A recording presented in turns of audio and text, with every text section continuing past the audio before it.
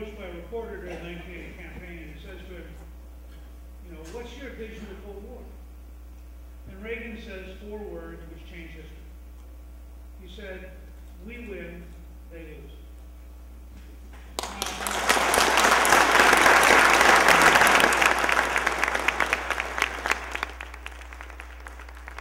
Very few people in the elite left could have said that, because it contains several things that are confusing if you're in the elite left. First is the term we. After all, does we mean Americans?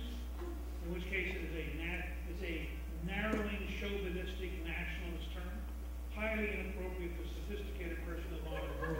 That transcends these temporary things. And the word wins. It implies somebody can lose.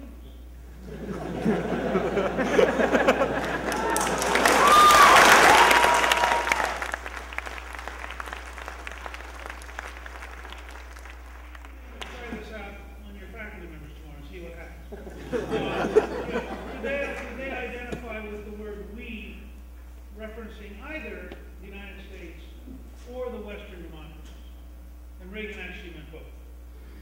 Or in fact, would that be such a narrowing and petty redefinition of humanness, carrying us beneath the gestalt meaning of the larger vision we have of coming together on a worldwide basis with our many friends like the king of Saudi Arabia, the dictator of Venezuela, the president of Iran, the nutcake leader of North Korea. I mean, people we should all deal with respect, because after all, even though they're criminals and represent a totally different world than us, who are we to be judging? And then, of course, there's this terrible word win, which became, by the way, after Reagan left office, the Bush administration did not want to describe winning the Cold War because why rub the Russians' face? To which the correct answer was, because history requires learning about what happened. And what happened was an evil empire disappeared, which gets me to the second great Reagan moment. Reagan decides, I learned this from Tony Dolan, who was his chief speechwriter. He wants to call the Soviet Union the evil empire, because it was an evil empire.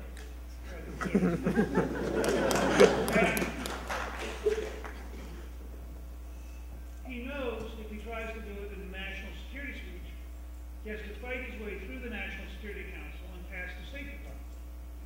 So they decided they would give a speech to evangelical ministers in Florida, which was labeled a political speech. And the first 2/3 of the speech were fairly boring and irrelevant, and the National Security Council, which was overworked, assigned reading the speech to a very junior staff person who got about halfway through the boring part and gave up. And so they got to Florida, and when they got to Florida, Reagan took out the first 2/3 of the speech and didn't give it. And if you read the speech, it's a very, very powerful United States. The Soviet Union, in fact, was a dictatorship, and it was, quote, an evil empire. Now, the New York Times went crazy, Time Magazine went crazy, CBS News was shotted, the State Department felt bad and wanted to apologize to the Soviets. But Natan Sharansky, who in our movie testifies about this, was at the time in the Soviet Gulag in Siberia, and has since been immigrated to Israel and became a minister in the Israeli government. And Sharansky said, Pravda decided they had to answer Reagan. And in order to answer Reagan, they had to tell people that there was, in fact, an evil empire, that he'd said the phrase evil empire. So to attack him, they had to use the term. When they used the term, everybody in Russia knew Reagan had said it.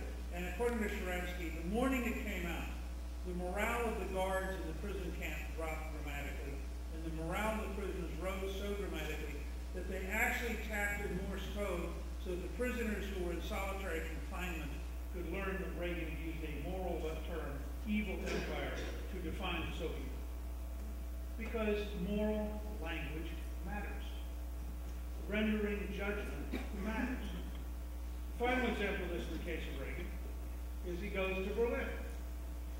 Now, he'd been to Berlin in 1967 as governor of California, and he said as a throwaway line, that wall sure is ugly, they ought to tear it down. He decides he's going to go back to Berlin as president. He's been re-elected, he's carried 49 states. He feels reasonably confident that he's in charge.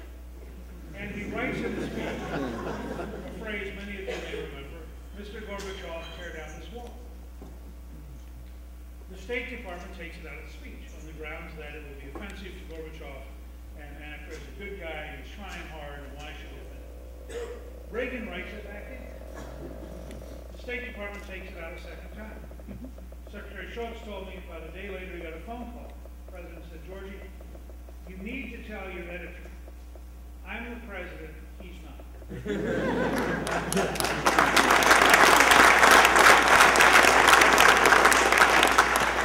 Now, why does all that matter?